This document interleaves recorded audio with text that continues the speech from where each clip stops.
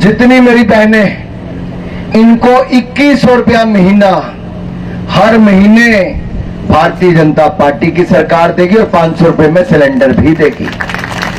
आजकल कांग्रेसी कहते हैं कि वो भी 500 रुपए में सिलेंडर देंगे। अरे कांग्रेस वालों, 60 साल आपने राज किया, आप गरीब माताओं बहनों को रसोई गैस का सिलेंडर नहीं दे पाए थे।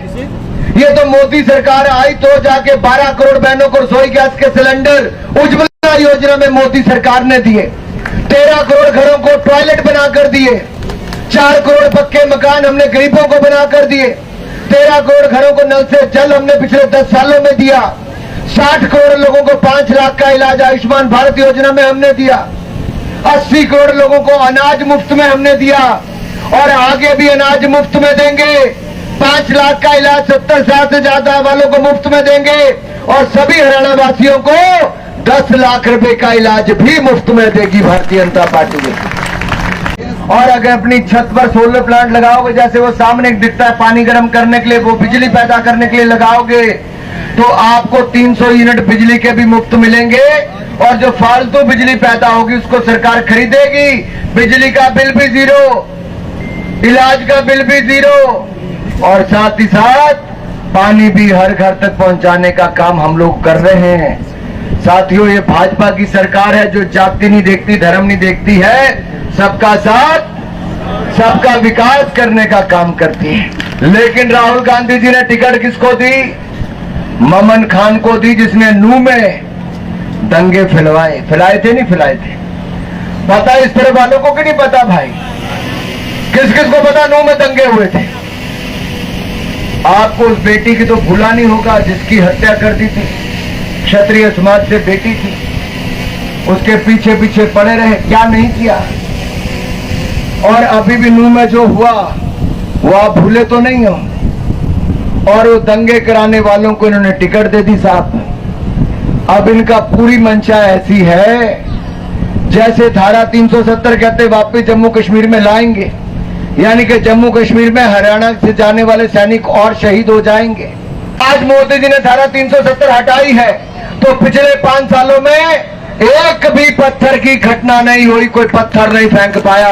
लाल चौक पर कांग्रेस का गृह मंत्री दिल्ली का सुशील कुमार शिंदे नहीं जा पाए थे, वहां पर आज हरियाणा का, हिंदुस्तान का कोई व्यक्ति जाएगा, कोई सुरक्षा ले जाने की जरूरत नहीं। आज उस लाल चौक पर भी तिरंगा झंडा फहराता है मेरे साथियों। लेकिन कांग्रेस के लोग आएंगे तो अपने घर भरने में लग जाएंगे। मैं थोड़ा सा उदाहरण 2 मिनट और लूंगा। जब 2014 में हमारी सरकार बनी,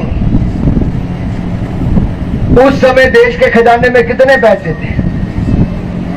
आजादी से पहले से लेकर 60 साल बाद, 70 साल बाद तक मात्र 320 बिलियन डॉलर।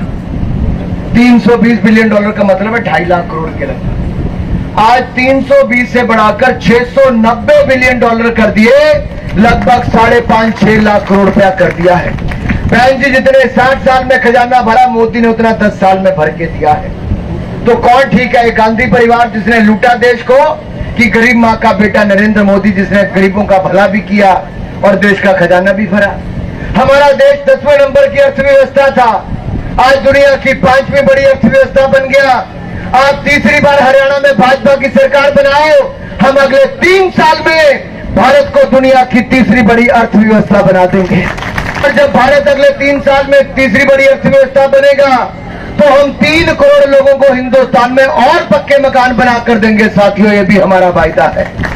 लेकिन हरियाणा वालों, आपके लिए तो 100 गज का प्लॉट जरूरतमंद और गरीब को हमने पहले भी दिया, आगे भी 100 गज का प्लॉट भी देंगे और 5 लाख रुपया 2 कमरों का मकान बनाने के लिए भी देगी भारतीय जनता पार्टी।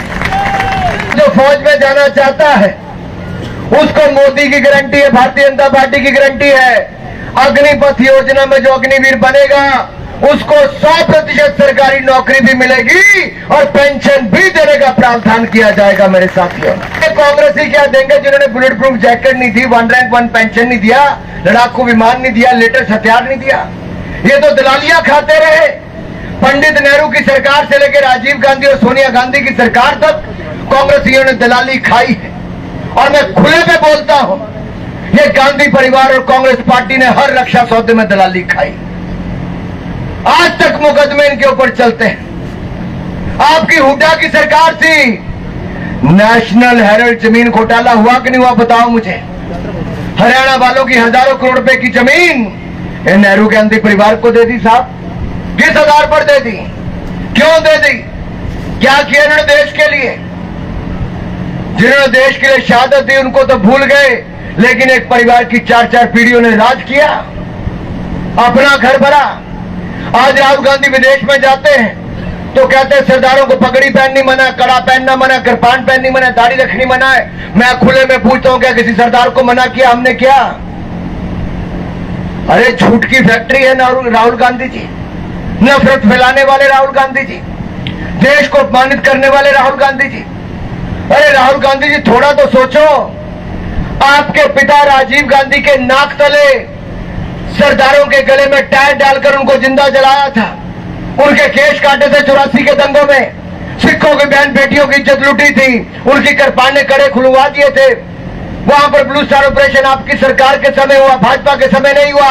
भारतीय जनता पार्टी की सरकार आई तो जगदीश टाइटलर, सज्जन कुमार जैसे कांग्रेसी नेताओं के खिलाफ एसआईटी की जांच बिठाई तो नरेंद्र मोदी की सरकार ने आकर बिठाई है। आज जेल में डालने का काम भी हो रहा है। अरे कांग्रेसी सपने में नहीं सोच सकते थे, हमने उससे ज्यादा मान सम्मान सिख समुदाय को देने का काम किया है।